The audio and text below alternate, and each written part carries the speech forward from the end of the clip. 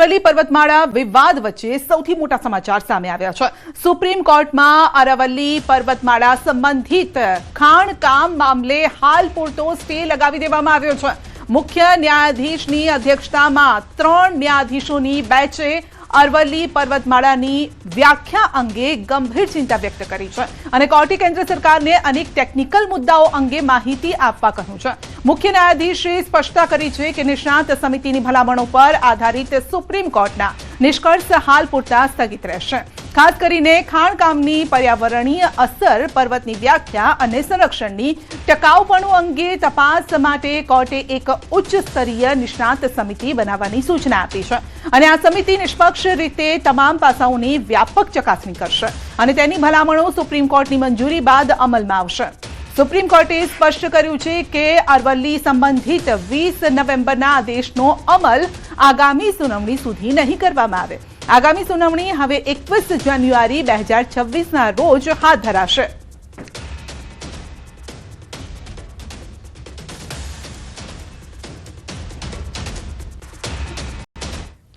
તાપી વ્યારામાં ઇન્દુ સ્થિત એકલવ્ય મોડેલ સ્કૂલમાં 11 ધોરણમાં ભણતી વિદ્યાર્થીનીનું રહસ્યમય સંજોગોમાં મોત થયું છે। વહેલી સવારે 8 વાગ્યાના અરસામાં બની છે આ ઘટના। વ્યારાના જેઠવાડી ગામની 16 વર્ષીય સેજલ કુમારી રાકેશભાઈ ગામિત વિદ્યાર્થીની સવારે હોસ્ટેલમાં નાસ્તો કરવા જતી હતી અને એ સમયે જ અચાનક ઢળી પડી। સ્કૂલના સ્ટાફ દ્વારા પ્રિન્સિપાલના ખાનગી વાહન મારફતે વિદ્યાર્થીનીને વ્યારા રેફરલ હોસ્પિટલમાં સારવાર માટે લઈ જવામાં આવી અને તે સમયે હોસ્પિટલ પહોંચે તે પહેલા જ સેજલનું મોત થયું છે। તો ઢળી પડ્યા બાદ 15 થી 20 મિનિટના સમયગાળામાં જ વિદ્યાર્થીનીએ દમ તોડ્યો છે। વિદ્યાર્થીની ક્રિસમસ રજા બાદ ગતરોજ સાંજે સ્કૂલમાં હાજર થઈ હતી અને સ્થાનિક પોલીસે તાત્કાલિક રેફરલ હોસ્પિટલ પર પહોંચી મૃતક વિદ્યાર્થીનીના મૃતદેહનું પોસ્ટમોર્ટમ કરવાની કાર્યવાહી હાથ ધરી।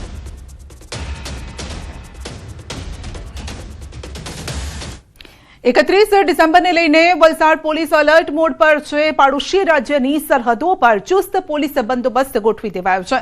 જિલ્લામાં 36 જેટલા પોઈન્ટ ઊભા કરી વાહન ચેકિંગ હાથ ધરવામાં આવ્યું છે। તો party plot, farm house, hotel પર પોલીસની બાજ નજર છે। નવા વર્ષને લઈને જિલ્લા પોલીસ એલર્ટ મોડ પર છે અને સઘન ચેકિંગ હાથ ધરાયું છે। પાડોશી રાજ્યમાં દારૂની છૂટને લઈને દારૂ પીને ગુજરાતમાં પ્રવેશતા લોકોને પકડીને કાયદાના પાઠ ભણાવવા પોલીસ દ્વારા વિશેષ એક્શન પ્લાન તૈયાર કરાયો છે અને આ ઉપરાંત ગેરકાયદેસર રીતે આયોજિત થતી દારૂની મહેફિલો પર રોક લગાવવા જિલ્લામાં આવેલા party plot, farm house, hotel પર પણ પોલીસ દ્વારા બાજ નજર રાખવામાં આવી રહી છે। અલગ અલગ પોલીસ સ્ટેશનની અંદર વાહન ચેકિંગના પોઈન્ટો ઊભા કરવામાં આવશે અને 24/7 વાહન ચેકિંગ ચાલુ રહેશે અને એ માટે કુલ 36 જેટલા વાહન ચેકિંગના પોઈન્ટ આપણે અલગ અલગ પોલીસ સ્ટેશનમાં ઊભા કરવામાં આવશે। છેલ્લા 3 દિવસથી ડ્રિંક એન્ડ ડ્રાઈવની કેસો કરવાની આપણી ડ્રાઈવ ચાલુ છે। આરોગ્ય વિભાગનો હવાલો મુખ્યમંત્રી સંભાળશે। પ્રફુલ્લ પાનસેરિયા બીમાર હોવાથી સીએમ સંભાળશે હવાલો। પાનસેરિયા મુંબઈની હોસ્પિટલમાં સારવાર હેઠળ છે તો કમરના દુખાવાના પગલે પાનસેરિયા હોસ્પિટલમાં છે અને પાનસેરિયાની ગેરહાજરીમાં આરોગ્યનો હવાલો સીએમ પાસે રહેશે। તો પાનસેરિયા પાસે આરોગ્ય વિભાગનો સ્વતંત્ર હવાલો છે પરંતુ હાલ તેમની તબિયત નાદુરસ્ત છે જેના કારણે સીએમ આ હવાલો સ્વાસ્થ્યની જે જવાબદારી છે તે તેમના શિરે અત્યારે રહેશે। ગુજરાત પ્રદેશ ભાજપનું માળખું જાહેર થયા બાદ જૂના અને નવા સંગઠનના હોદ્દેદારો સાથે બેઠક આયોજિત કરવામાં આવી। પ્રદેશ પ્રમુખ જગદીશ વિશ્વકર્મા, સીએમ ભૂપેન્દ્ર પટેલ અને ડેપ્યુટી સીએમ હર્ષ સંઘવીના અધ્યક્ષસ્થાને આ બેઠકનું આયોજન કરાયું। ભાજપ કાર્યાલય ખાતે આ બેઠકનું આયોજન કરાયું તો તમામ સાથે ચર્ચા વિચારણા કરવામાં આવી। આ સાથે જ આવનારી ચૂંટણીને લઈને પણ કઈ રીતે તૈયાર રહેવાનું છે તે અંગે પણ વાતચીત। તો આ અંગે જ વધુ અપડેટ મેળવીશું અને હાલ જે આ બેઠકનું આયોજન કરવામાં આવ્યું તેમાં કયા મુદ્દાઓ ખાસ રહ્યા છે। ગૌતમ આપણી સાથે જોડાયા છે। જી ગૌતમ।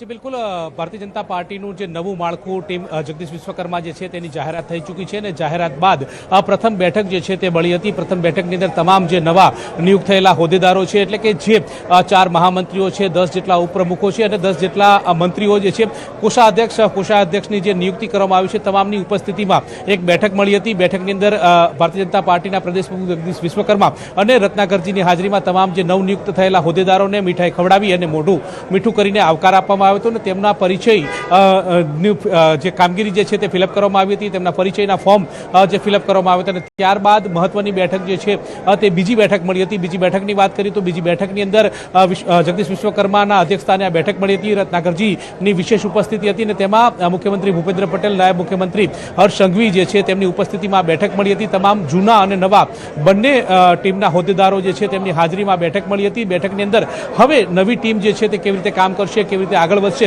અને સાથે સાથે તમામ લોકોને એકબીજાનો આદાન પ્રદાન પરિચય જે છે તે કરવામાં આવ્યો હતો. સાથે સાથે કેટલાક જે મોરચાના અધ્યક્ષો જે છે તેમણે આજે વિધિવત રીતે મોરચાનો ચાર્જ છે તે પણ સંભાળ્યો હતો અને આ બેઠકની અંદર મહત્વની વાત સાથે સાથે આવી રહી છે કે સામે આવનારા દિવસોની અંદર 2026 હવે નજીક આવી રહ્યું છે. 2026ની અંદર સ્થાનિક સ્વરાજ્યની ચૂંટણી પણ યોજાવાની છે ત્યારે આ ટીમને ગ્રાઉન્ડ ઉપર જવાની પણ સૂચના જે છે તે પ્રદેશ પ્રમુખ તરફથી આપી દેવામાં આવી છે. એટલે કે આજે જે માળખું જાહેર થયું છે શનિવારે રાત્રે મોડી રાત્રે આ માળખાની જાહેરાત કરવામાં આવી હતી. રવિવાર હતો કાલે અને આજે સોમવારનો દિવસ છે. સોમવારના દિવસે આ બેઠકનું આયોજન કરાયું છે અને બેઠકની અંદર તમામના પરિચય એકબીજાને આદાન પ્રદાન કરવામાં આવે છે અને પરિચય બાદ હવે ગ્રાઉન્ડ ઉપર તમામ નેતાઓને જવાની સૂચના આપી છે.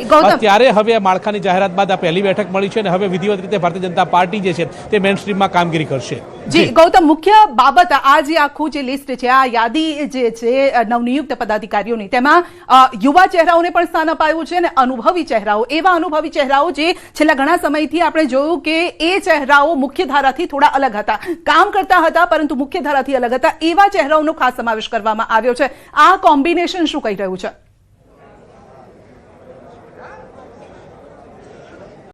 જી બિલકુલ, આપણે થોડા દિવસો પહેલા જે મુખ્યમંત્રીએ મંત્રીમંડળનું વિસ્તરણ કર્યું હતું તેમાં યુવા નેતાઓની પસંદગી કરવામાં આવી હતી. તેમાં અંદાજે 10 જેટલા યુવા મંત્રીઓને સ્થાન આપવામાં આવ્યું હતું અને એ જ પ્રમાણે હવે જ્યારે સંગઠનનું માળખું જાહેર કરવામાં આવ્યું છે ત્યારે સૌ કોઈની નજર હતી કે તેમાં યુવા નેતાઓનો સમાવેશ કરવામાં આવ્યો હતો. પરંતુ ભારતીય જનતા પાર્ટીએ એક મહત્વની રણનીતિ બનાવી છે. રણનીતિ સાથે યુવા અને જે જૂના નેતાઓ જે છે, પીઢ નેતાઓ જે છે તેમનો સમાવેશ કરવામાં આવ્યો છે. તેમાં વધુ પડતા સાંસદોનો સમાવેશ કરવામાં આવ્યો છે. જે રમેશ ધડુક પૂર્વ સાંસદ હતા તેમને પસંદગી કરવામાં આવી છે. એ રીતે વાત કરીએ તો જે રાજેશ ચુડાસમા અત્યારે વર્તમાન સાંસદ જે છે તેમને આ ટીમની અંદર સમાવેશ કરવામાં આવ્યો છે. એ જ રીતે જે કહી શકાય છે કે નટુજી ઠાકોર જે પૂર્વ ટીમની અંદર હતા અને તેમને હવે ફરી એકવાર તેમનો સમાવેશ કરવામાં આવ્યો છે. આ રીતે જૂના અને નવા નેતાઓનું કોમ્બિનેશન જે છે તે કરવામાં આવ્યું છે. જયદ્રથસિંહ પરમાર જે કેબિનેટ મંત્રી રહી ચૂક્યા છે તેમનો પણ સમાવેશ કરવામાં આવ્યો છે. એ જ રીતે વાત કરીએ તો જે કિરીટ સોલંકી જે છે તેમને મોરચાના એસસી મોરચાના પ્રમુખ બનાવ્યા છે. તેઓ પણ પૂર્વ સાંસદ રહી ચૂક્યા છે. આમ જૂના અને નવા નેતાઓ જે છે તેમની સમાવેશ કરવામાં આવ્યો છે. મહત્વનું એ છે કે જૂના નવા નેતાઓનું કોમ્બિનેશન કરવામાં આવ્યું છે. પરંતુ જે ભારતીય જનતા પાર્ટીમાં જે આખી સંગઠનનું માળખું છે જેમાં 4 મહામંત્રીઓની ખૂબ જ મહત્વની જવાબદારી હોય છે અને 4 મહામંત્રીને યુવા મંત્રીઓ તરીકેની પસંદગી કરવામાં આવી છે. જેમાં યુવા મોરચાના પૂર્વ પ્રદેશ પ્રમુખ રહી ચૂકેલા પ્રશાંત કોરાટ જે છે તેમને મહત્વની જવાબદારી જે છે તે મહામંત્રીની સોંપવામાં આવી છે. એ રીતે સુરેન્દ્રનગર જિલ્લાના જે જિલ્લા પ્રમુખ હતા હિતેન્દ્રસિંહ ચૌહાણ તેમને પણ મહામંત્રી તરીકેનો સમાવેશ કરવામાં આવ્યો છે. એ જ રીતે અજય બ્રહ્મભટ્ટ જે છે તે ખેડા જિલ્લાના જિલ્લા પ્રમુખ હતા અને તેમને પણ આ મહત્વની જવાબદારી મહામંત્રી તરીકેની આપવામાં આવી છે. જ્યારે અનિરુદ્ધ દવે જેઓ માંડવીના ધારાસભ્ય છે અને તેમને પણ આ જવાબદારી સોંપવામાં આવી છે. એટલે કે આમ મહત્વની જવાબદારી યુવાના શિરે છે. જ્યારે પીઢ નેતાઓને પણ આ મહત્વની જવાબદારીમાં સહભાગી કરવામાં આવે છે, જેમને ઉપપ્રમુખ તરીકેની જવાબદારી સોંપવામાં આવી છે. અને આ રીતે ભારતીય જનતા પાર્ટીનું જે નવું માળખું જાહેર થયું છે તેમાં જૂના નવા નેતાઓનું કોમ્બિનેશન કરવામાં આવ્યું છે. અનુભવી ચહેરાનો પણ સમાવેશ કરવામાં આવ્યો છે જેથી કરીને આ મેઇન સ્ટ્રીમની અંદર જે બંને અનુભવીઓ અને નવા ચહેરાઓ જે છે તેમનો સમન્વય થઈ શકે અને તે સાથે સાથે તેઓ કામગીરીમાં ઉતરી શકે. આ ઉપરાંત મહત્વની વાત એ છે કે 2026ની અંદર સ્થાનિક સ્વરાજ્યની ચૂંટણી પણ આવી રહી છે. સ્થાનિક સ્વરાજ્યની ચૂંટણીની અંદર આ સત્તાની સેમીફાઇનલ માફક હોય છે એટલે કે 31 જિલ્લાઓની અંદર આ ચૂંટણી જે છે તે યોજાતી હોય છે. ત્યારબાદ જે કહી શકાય 8 જેટલી મહાનગરપાલિકામાં પણ આ ચૂંટણી જે છે તે પણ યોજાવાની છે. આ ઉપરાંતની વાત કરીએ તો 225 જેટલા તાલુકા પંચાયતનો પણ સમાવેશ જે છે તે થવાનો છે. એટલે કે જૂના અને નવા નેતાઓના કોમ્બિનેશન જે છે હવે કેટલું સાર્થક કરે છે અને કેટલું કાઠું કાઢે છે તે જોવાનું રહેશે. પરંતુ ભારતીય જનતા પાર્ટી જે છે તે અગાઉ પણ આ પ્રકારની થિયરી જે છે તે ભારતીય જનતા પાર્ટીની અંદર જોવા મળી હતી ને એ જ પરંતુ આ સંગઠનની પ્રક્રિયાની અંદર જોવા મળી છે. એટલે કે જૂના અને નવા નેતાઓનું સમન્વય જે છે તે કરવામાં આવ્યો છે. જી બિલકુલ ગૌતમ, આપનો આભાર અમારી સાથે જોડાવા બદલ. છોટાઉદેપુર પહોંચી છે કોંગ્રેસની જન આક્રોશ યાત્રા. યાત્રાને જોરદાર પ્રતિસાદ મળી રહ્યો છે તેવું ચાવડાનું કહેવું છે. દારૂ અને ડ્રગ્સના દૂષણને દૂર કરવાની માંગ થઈ રહી છે. મહત્વનું છે કે જન આક્રોશ યાત્રા દરમિયાન છોટાઉદેપુર જિલ્લાના ચીમડી ગામ ખાતે મહિલાઓએ ગુજરાત પ્રદેશ કોંગ્રેસ પ્રમુખ અમિત ચાવડા સાથે મુલાકાત કરી. દારૂ અને નશાકારક દ્રવ્યોના બેફામ વેચાણ અંગે ગંભીર ફરિયાદ પણ કરી. ખાસ કરીને મહિલાઓ કે દારૂબંધીના કાયદાનો કડક અમલ કરાવો, આ ડ્રગ્સને કારણે યુવાધન બરબાદ થાય છે એમાંથી બચાવો, દારૂ ને ડ્રગ્સ ને નશાનો સંપૂર્ણ ખાત્મો કરો, એ અવાજ ઉઠી રહ્યો છે અને એ મહિલાઓનો એ સામાન્ય ગુજરાતીના અવાજને અમે બુલંદ કરી રહ્યા છે. અંકલેશ્વર ખાતે બાંગ્લાદેશમાં હિન્દુ સમુદાય પર થઈ રહેલા અત્યાચારને લઈ શ્રી રામ ગ્રુપ દ્વારા વિરોધ પ્રદર્શન યોજવામાં આવ્યું હતું અને આ પ્રદર્શન દરમિયાન કાર્યકરો દ્વારા બાંગ્લાદેશમાં હિન્દુઓની સુરક્ષા સુનિશ્ચિત કરવા તેમજ ત્યાં ચાલી રહેલા અત્યાચાર બંધ કરવાની માંગ કરવામાં આવી છે. પ્રદર્શનકારીઓએ હાથમાં પોસ્ટર લઈ નારા લગાવી આંતરરાષ્ટ્રીય સ્તરે આ મુદ્દે તાત્કાલિક દખલગીરી કરવા અપીલ કરી હતી. બાંગ્લાદેશની અંદર જે પણ થઈ રહ્યું છે ખોટું થઈ રહ્યું છે, ધર્મની આડમાં નિર્દોષની જે બલી લેવામાં આવી રહી છે ને આ દુનિયાના બની બેઠેલા જમાદારો જે આને આંખ બંધ કરીને ધૂતરાજની જેમ જોઈ રહ્યા છે તેનો હિન્દુ સમાજ સખત શબ્દમાં વિરોધ કરે છે. આ બાંગ્લાદેશને બે ભાગોમાં વેચી નાખીને એનો એક ભાગ હિન્દુને સમર્પિત કરીને એને સુરક્ષાની ગેરંટી આપવામાં આવે એવી અમારી માંગ છે. ચાંદીના ભાવમાં ફરી ધરખમ વધારો થયો છે. 1 કિલો ચાંદીના ભાવ 2.5 લાખ ને પાર પહોંચી ગયા છે. 1 કિલો ચાંદીનો ભાવ 2,52,000 ને પાર પહોંચ્યો છે અને ચાંદીના ભાવ 2.5 લાખ ને પાર પહોંચ્યા. 1 કિલો ચાંદીના ભાવમાં આજે 13,000 રૂપિયા જેટલો વધારો થયો છે. 10 ગ્રામ સોનાનો ભાવ 1,41,000 ને પાર પહોંચ્યો છે. ચાંદીના ભાવ આસમાને પહોંચતા મંદીનો માહોલ પણ જોવા મળી રહ્યો છે કારણ કે ચાંદી મોંઘું છે, લોકોના ગજાની બહાર પહોંચી રહ્યું છે, માટે લોકો ખરીદી પણ નથી કરી રહ્યા.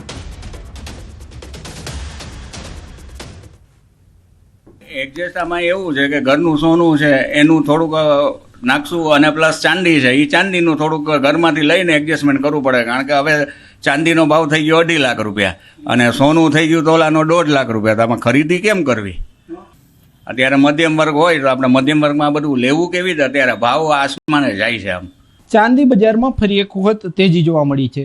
ચાંદી બજારમાં આજે બજાર ખુલતાની સાથે જ જે છે એ ભાવ છે તે ઐતિહાસિક સપાટીએ પહોંચ્યા હતા. ખાસ કરીને આપણી સાથે અહીંયા ચાંદીના વેપારી છે, આપણે એમની સાથે પણ વાત કરીશું. શું કહેશો, આજે મહત્તમ ભાવ કેટલાય ખુલ્યા હતા? આજે ગયા વીકની રજા પૂરી થતાં સોમવારે ખુલતી બજારની અંદર રાજકોટની અંદર ચાંદી 2,54,000 આસપાસનો ભાવ ખુલી રહ્યો છે અને આજે ચાંદીનો ટ્રેન્ડ આગળ જતાં ઉપર છે એ થોડો વધારે દેખાઈ રહ્યો છે. અત્યારે જે રીતે મૂવમેન્ટ માર્કેટમાં ચાલી રહ્યું છે, છેલ્લા ગયા અઠવાડિયામાં લગભગ 50,000 થી 55,000 આસપાસનો ચાંદીની અંદર ભાવ વધારો થયો છે. ગયા શનિવારે બંધ બજારની વાત કરીએ તો એક દિવસમાં ચાંદી 19-20,000નો ભાવ વધારો ચાંદીમાં થયેલો છે. ચોક્કસપણે અત્યારે પરિસ્થિતિ અને રૂપિયાનું સતત ધોવાણ ડોલર સામે થઈ રહ્યું છે, વૈશ્વિક અનિશ્ચિતતા છે અને ઇન્ડસ્ટ્રીયલ માંગ પણ ચાંદીની વ્યાપક વધી રહી છે. માંગ સામે પુરવઠો ક્યાંક ને ક્યાંક ઓછો પડી રહ્યો છે. આ બધા પરિબળો જોઈએ તો ચાંદીમાં હજી આવનારા દિવસોમાં કોઈ નવી બોટમ બનાવે એવી શક્યતા પૂરી છે.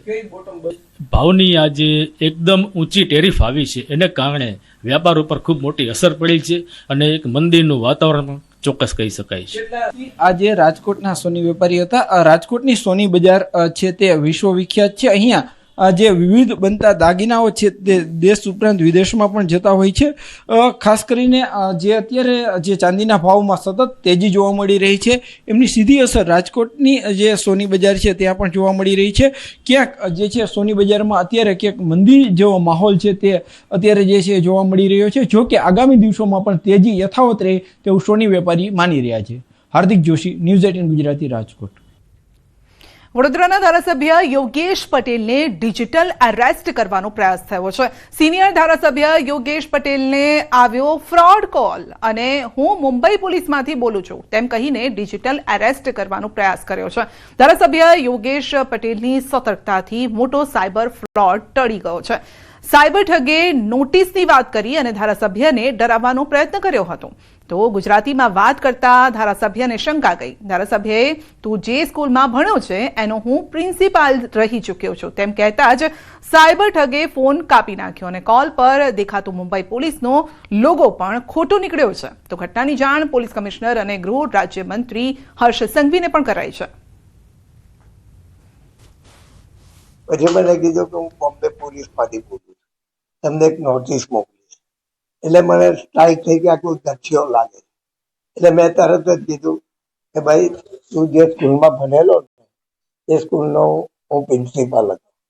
એટલે એને ફોન મૂકી દીધો. ખાસ કરીને અમારા ગૃહમંત્રી જોડે વાત થઈ. ગૃહમંત્રીને મેં કીધું પહેલા તો કાયદામાં સુધારો કરો. કોઈ બી કાર્ડ બજારમાં વેચાવા ના જોઈએ. લારીઓ પર કાર્ડ વેચાય છે, એક ટેબલ નાખીને તંબુ મારીને કાર્ડ વેચે છે. પહેલા તો જે કંપનીનું કાર્ડ હોય એ કંપનીએ કાર્ડ વેચવું જોઈએ. રાજકોટના મેટોડા જીઆઈડીસી વિસ્તારમાંથી નકલી ડોક્ટર ઝડપાયો છે. ગ્રામ્ય એસઓજીએ બોગસ ડોક્ટરને ઝડપી પાડ્યો છે. રાજમંગલ મુરત સહાની નામનો શખ્સ કોઈપણ ડિગ્રી વગર દાંતનો ડોક્ટર બની બેઠો હતો. એસઓજીએ બાતમીના આધારે છેલ્લા 1 વર્ષથી પ્રેક્ટિસ કરતા નકલી ડોક્ટરની ધરપકડ કરી અને અલગ અલગ એલોપેથી દવાઓનો જથ્થો પણ મળી આવ્યો છે. પોલીસે આરોપીઓની ધરપકડ કરીને વધુ કાર્યવાહી હાથ ધરી છે.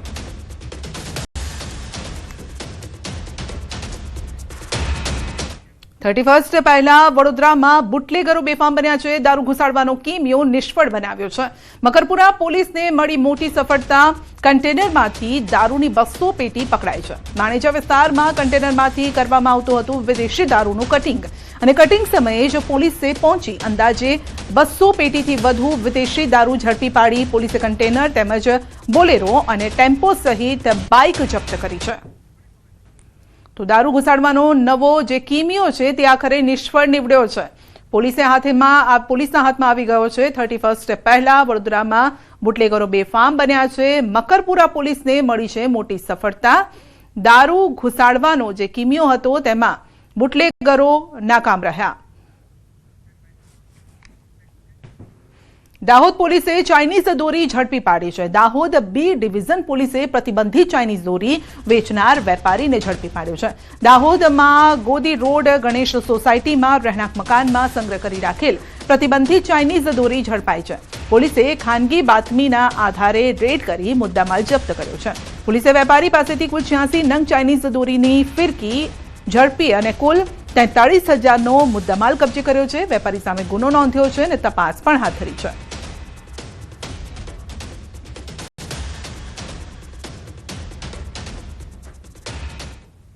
જૂનાગઢના કેશોદમાં ગૌવંશના શંકાસ્પદ મોત થયા છે. ફાગડી ગામના સીમ વિસ્તારમાં 7 ગૌવંશના શંકાસ્પદ મોત થયા છે. જૂની ડમ્પિંગ સાઇટ પરથી મળ્યા છે 7 ગૌવંશના મૃતદેહ. ઘટનાની જાણ સરપંચે ગૌ રક્ષકો અને પોલીસને કરી છે. ગૌ રક્ષકો, પોલીસ અને પશુ દવાખાનાનો સ્ટાફ ઘટના સ્થળે પહોંચ્યો. ગૌ રક્ષકોએ ઝેરી પદાર્થ આપી મારી નાખ્યાની શંકા વ્યક્ત કરી છે અને પશુ ડોક્ટરોએ મોતનું કારણ જાણવા માટે પીએમ કર્યું છે. પોલીસ ઘટના સ્થળે પહોંચી તપાસ હાથ ધરી.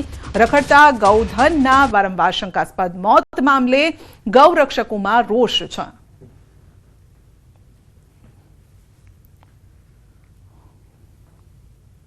સ્થળ ઉપર આવી અને મેં ગાયોના મૃતદેહ જોઈ અને મેં તાત્કાલિક ગૌરક્ષકના ભાઈઓ હતા કેશોદના, તેમને પણ મેં જાણ આપી.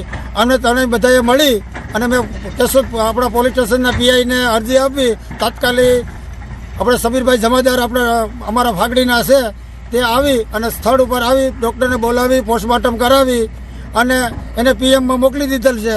કેશોદમાં અને કેશોદની આજુબાજુના વિસ્તારમાં અવારનવાર ગૌવંશોને ઝેરી પદાર્થ ખવડાવી અને મોતને ઘાટ ઉતારવાનું કાવતરું ચાલતું હોવાથી આજરોજ સવારે અમને ફાગડી ગામના સરપંચનો ફોન આવેલો અને ફોન દ્વારા અમને માહિતી મળેલ કે અગાઉ કેશોદ વેરાવળ રોડ ઉપર જે બનાવ બનેલો હતો જેમાં ઝેરી પદાર્થ ખવડાવી 8 થી 9 નંદી મહારાજને મોતને ઘાટ ઉતારવામાં આવેલા હતા. તેવો સેમ બનાવ આજે ફાગડી ગામની સીમમાં બનેલો છે. તો જેને બનાવને અમે ધ્યાને લઈ અને પોલીસને અને એમને જાણ કરેલી છે. નર્મદા જિલ્લામાં 150થી વધુ લોકોની ઘર વાપસી થઈ છે. ખ્રિસ્તી બનેલા લોકોને ફરી હિન્દુ બનાવવામાં આવ્યા છે. આદિવાસી સમાજના લોકોને ફોસલાવીને ખ્રિસ્તી બનાવ્યા હોવાનો આક્ષેપ થયો છે. પાદરીઓ દ્વારા આદિવાસીઓનું ધર્માંતરણ કરવામાં આવતું હોવાનો આક્ષેપ છે. આદિવાસીઓને છેતરાઈ ગયા હોવાનું લાગતા તેઓએ ઘર વાપસી કરી છે. રાષ્ટ્રીય આદિવાસી જાગરણ મંચ, સાધુ સંતો દ્વારા આવા ઘર વાપસીના પ્રયાસ સતત કરવામાં આવી રહ્યા છે. રાષ્ટ્રીય આદિવાસી મંચ, ધર્મ જાગરણ, ધર્મ પ્રસાર વિભાગ, આ વિસ્તારના સાધુ સંતો ભક્તો દ્વારા આવા ખ્રિસ્તીઓના ચુગાલમાં ફસાઈ ગયેલા આદિવાસી લોકોને ફરી અમે સમજાવી અને પોતાના સ્વધર્મમાં લાવીએ છીએ. 150 લોકો ફરી આ ઘર વાપસી કરી. તો પાદરીઓ દ્વારા ધર્માંતરણ કરાતું હોવાનો આક્ષેપ. હિન્દુઓ જે છે તેમને ખ્રિસ્તી બનાવવામાં આવી રહ્યા છે અને તેવા લોકોએ ઘર વાપસી કરી છે. અપડેટ મેળવીશું સંવાદદાતા દીપક પાસેથી. જે દીપક, ખાસ કરીને જે હિન્દુઓ છે તેમને ખ્રિસ્તી બનાવવામાં આવી રહ્યા છે, ખાસ કરીને ટ્રાઇબલ એરિયામાં આ પ્રકારની જે ઘટનાઓ છે તે સતત સામે આવતી રહે છે. બિલકુલ, ખાસ વાત કરીએ તો જે નર્મદા જિલ્લો છે અતિ પછાત જિલ્લો ગણવામાં આવે છે અને અતિ પછાત જિલ્લામાં વિસ્તારના જે આદિવાસીઓ હોય છે, જે ઘણા ગરીબ હોય છે, પોતાની ખેત મજૂરી કરી અને જીવન ગુજારતા હોય છે, ત્યારે આદિવાસી હિન્દુઓ જે છે એ હિન્દુઓને ખ્રિસ્તી સમાજ દ્વારા લોભ અને લાલચ આપી અને એમને ધર્માંતરણ કરવામાં આવે છે અને ખ્રિસ્તી બનાવવામાં આવે છે. એવા જ કિસ્સો આજે અઠવાડિયા પહેલા જ બનેલો અને તે દરમિયાન જ આ જે કિસ્સો બન્યો તેમાં આજે રાષ્ટ્રીય આદિવાસી જાગરણ મંચના આ જે સોનજી વસાવા છે, જેઓ આ નર્મદા જિલ્લાના એસડીએમને આવેદનપત્ર પણ આપ્યું હતું અને જેને જે સમર્થન પણ કર્યું હતું. ત્યારે જે મુદ્દો ઉછળ્યો હતો, જેને લઈ હાલ આજે ફરી મુદ્દો આવ્યો છે કે જે નર્મદા જિલ્લાના જે 150 જેટલા આદિવાસીઓ ડુંગર વિસ્તારમાં જે રહે છે એ લોકોએ ઘર વાપસી કરી છે. એ લોકોને પોતાને જ્યારે ફટાઈ ફૂસલાઈને પૈસા આપીને જે ખ્રિસ્તી બનાવવામાં આવ્યા હતા, ત્યારબાદ હાલ હવે એ લોકોને છેતરાયા અહેસાસ થતા જે ફરી તે લોકો હિન્દુ ધર્મને સ્વીકાર્યો છે અને ફરી ઘર વાપસી કરી છે. એટલે જે નર્મદા જિલ્લામાં આજે ધર્માંતરણનો જે મુદ્દો ઉછળી રહ્યો છે, જેને લઈ કેટલાક આદિવાસીઓ છેતરાઈ રહ્યા છે, જે ત્યારે કેટલાક આદિવાસીઓ પોતાના લોભ લાલચ અને પૈસાને લીધે હિન્દુ છોડી અને આ ખ્રિસ્તી ધર્મ અપનાવી રહ્યા છે. જેને લઈ હાલ આદિવાસી મંચ દ્વારા અનેક પ્રયાસો કરવામાં આવે છે કે જ્યાં આ લોકો ધર્માંતરણ ના કરે. એવો આજે કિસ્સો આજે આદિવાસી જે રાષ્ટ્રીય આદિવાસી મંચ દ્વારા લગભગ 150 જેટલા લોકોને ઘર વાપસી કરાવી છે. જી, આપનો આભાર. આ તરફ સુરેન્દ્રનગરના ચોટીલા હાઈવે પર તંત્રના બુલડોઝર ફર્યા છે. ગેરકાયદેસર બાંધકામને તંત્ર દ્વારા તોડી પડાયા છે અને ચોટીલા નેશનલ હાઈવે પર ખેડી પાસે આવેલી સરકારી જમીન પર ગેરકાયદેસર હોટલોનું બાંધકામ કરાયું. 3 હોટલ સહિતનું બાંધકામ જેસીબી વડે તોડી પાડવામાં આવ્યું છે. ત્રણેય હોટલમાં ગેરકાયદેસર કેમિકલ, બાયોડીઝલ, પેટ્રોલ અને ડીઝલની ચોરી અને હેરાફેરી સહિતની અસામાજિક પ્રવૃત્તિઓ પણ થતી હતી. 3 હોટલોનું ડિમોલેશન કરી અને 28 કરોડ 12,24,000ની સરકારી જમીન છે એ જમીન હાલ હસ્તક લેવામાં આવેલી છે અને ખુલ્લું કરવામાં આવેલ છે અને દબાણકારોને હટાવવામાં આવેલ છે. ગુજરાત એટીએસ અને જયપુર પોલીસનું સંયુક્ત ઓપરેશન ભીવાડીના ઇન્ડસ્ટ્રીયલ વિસ્તારમાં ફેક્ટરીમાં રેડ પાડી છે. ગેરકાયદેસર અલ્પ્રાઝોલમ દવા બનાવતા હતા. 22 કિલો પ્રતિબંધિત દવાઓ કબજે કરાઈ છે. ઉત્તર પ્રદેશના 3 આરોપીની ધરપકડ કરાઈ છે. અંશુલ શાસ્ત્રી, અખિલેશ મૌર્ય, કૃષ્ણા યાદવની ધરપકડ કરાઈ છે. ગુજરાત એટીએસે દવાનો જથ્થો જપ્ત કરી વધુ કાર્યવાહી પણ હાથ ધરી છે. આ દવાઓ માનસિક બીમાર લોકોને આપવામાં આવે છે. કેટલાક ડ્રગ્સ માફિયા ડ્રગ તરીકે વેચાણ કરતા હોય છે. પ્રોસેસ કરીને ડ્રગ તરીકે વેચતા હોવાનું પણ સામે આવ્યું છે. તો ગેરકાયદેસર દવાઓ બનાવતા હતા અને તેનું વેચાણ કરતા હતા. 22 કિલો પ્રતિબંધિત દવાઓ જપ્ત કરાઈ છે. તો 3 વ્યક્તિની ધરપકડ કરાઈ છે જેઓ પ્રતિબંધિત દવાઓનું વેચાણ કરતા હતા. ઉત્તર પ્રદેશના આ 3 વ્યક્તિ હોવાની વિગતો સામે આવી રહી છે. ગુજરાત એટીએસે આ દવાનો જથ્થો પણ પકડ્યો છે. તો એટીએસની આ રેડ અને તેમાં મોટો જથ્થો પકડાયો છે. તો ગેરકાયદેસર દવાઓનું વેચાણ બનાવતા હતા, આ સાથે એ ક્યાં ક્યાં પહોંચાડતા હતા, કઈ જગ્યાએ પહોંચતી હતી, તો આખી ચેઇન કયા પ્રકારની હતી તે વિગતો મેળવવામાં આવી રહી છે.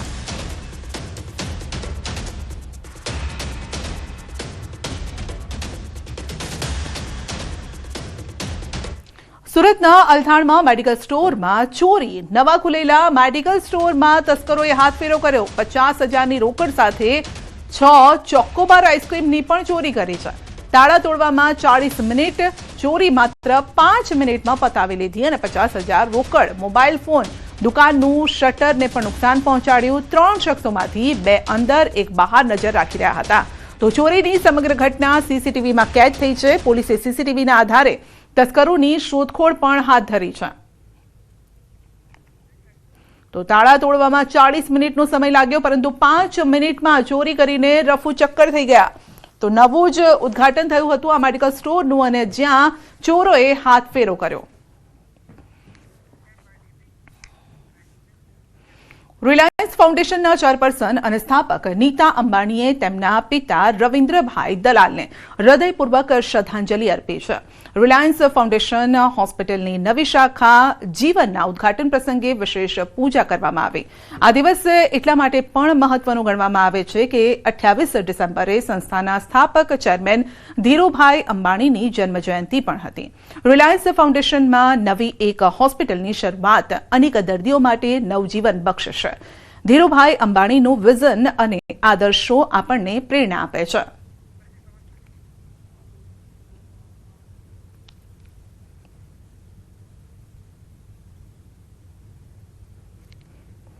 રિલાયન્સ ફાઉન્ડેશનના ચેરપર્સન અને સ્થાપક નીતા અંબાણીએ તેમના પિતા રવિન્દ્રભાઈ દલાલને હૃદયપૂર્વક શ્રદ્ધાંજલિ અર્પી. રિલાયન્સ ફાઉન્ડેશન હોસ્પિટલની નવી શાખા જીવનના ઉદ્ઘાટન પ્રસંગે વિશેષ પૂજા કરવામાં આવી. આ દિવસ એટલા માટે પણ મહત્વનું ગણવામાં આવે છે કારણ કે 28 ડિસેમ્બર સંસ્થાના સ્થાપક ચેરમેન ધીરુભાઈ અંબાણીની જન્મ જયંતિ પણ હતી. રિલાયન્સ ફાઉન્ડેશનમાં નવી એક હોસ્પિટલની શરૂઆત એ અનેક દર્દીઓ માટે નવજીવન આશીર્વાદરૂપ સાબિત થશે. ધીરુભાઈ અંબાણીનું વિઝન અને આદર્શો આપણને પ્રેરણા આપે છે.